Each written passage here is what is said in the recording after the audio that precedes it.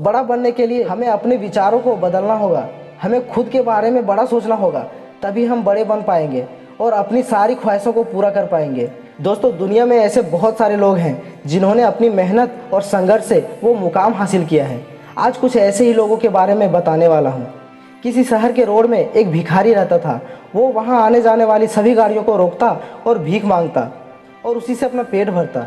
जब वो भीख मांग रहा था तभी एक सूट वूट पहने एक व्यक्ति उसे दिखाई देता है।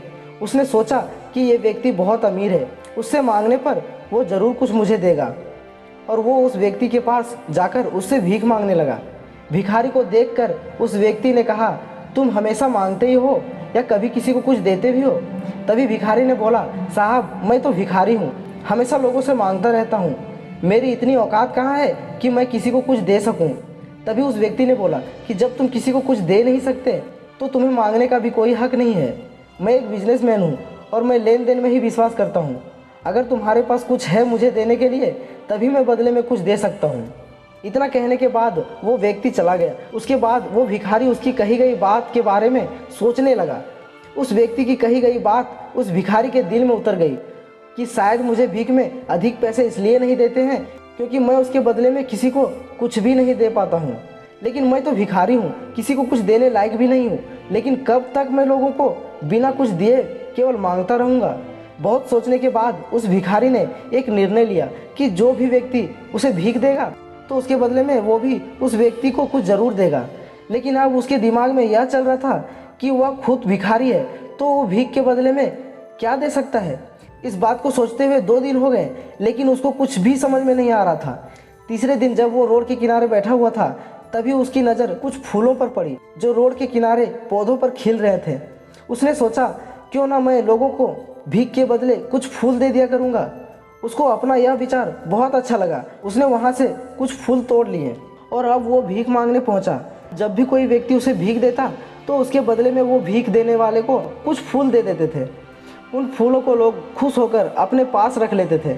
अब भिखारी रोज़ फूल तोड़ता और भीख के बदले में उन फूलों को लोगों में बांट देता। कुछ दिनों के बाद उसको महसूस होने लगा कि अब उसे बहुत अधिक लोग भीख देने लगे हैं। वो सभी पेड़ों से फूलों को तोड़कर ले आता था।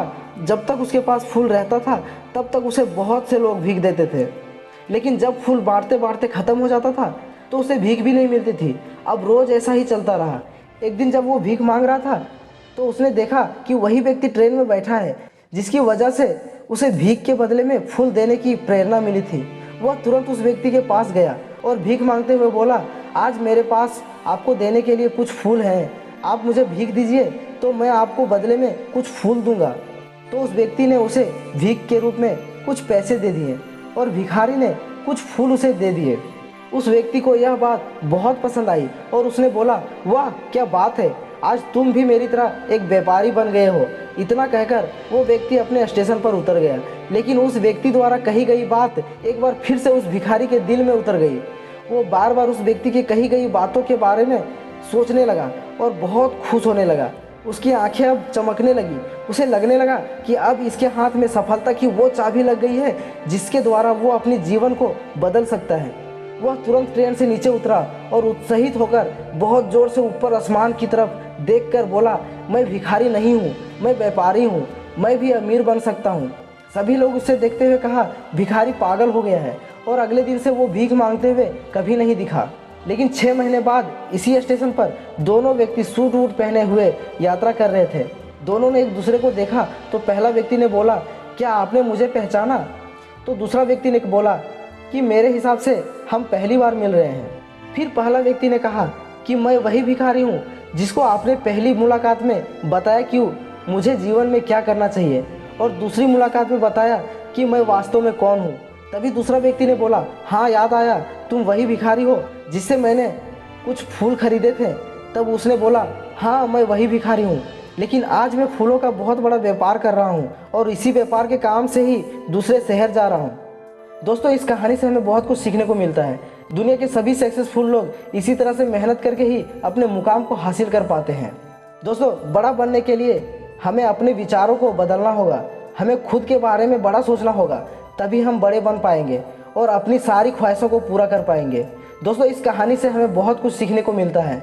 दोस्तों वीडियो अच्छी लगी तो वीडियो को लाइक करना, चैनल में नए हैं तो चैनल को सब्सक्राइब करना। मिलते हैं फिर से एक नई वीडियो में, तब तक के लिए जय हिंद।